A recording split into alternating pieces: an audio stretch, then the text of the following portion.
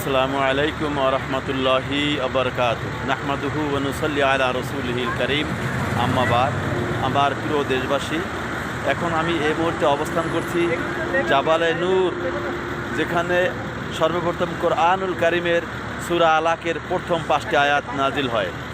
আল্লাহ রসুল সাল্লাল্লাহু আলাইহি ওয়াসাল্লামের নবুয়াতির পূর্বে এই পাহাড়ে, যে গায়রে হেরা যেটা বলা হয়, এই পাহাড়ের উপরে তিনি এখানে ধ্যানে মগ্ন থাকতেন। মা খাদিজা রাদিয়াল্লাহু তাআলা আনহা তিনি এখানে দুবেলা খাবার পৌঁছে দিতেন। অনেক উঁচু পাহাড়, এখানে উঠতে কমপক্ষে 1 ঘন্টা সময় লাগে।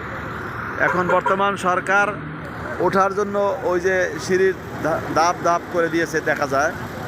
আপনাদেরকে আমি একটু জুম করে দেখাচ্ছি। এটা হলো সেই জাবালে নূর।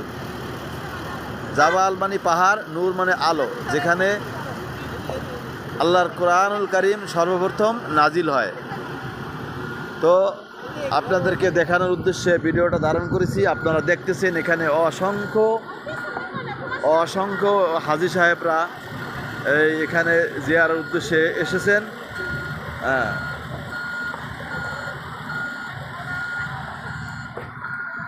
তো সবাই ভালো থাকবেন, দোয়া করি আপনাদেরকে আসার তৌফিক এনায়েত করুন। আমিন। আখিরু দাওয়ানা আনিল হামদুলিল্লাহি রাব্বিল আলামিন।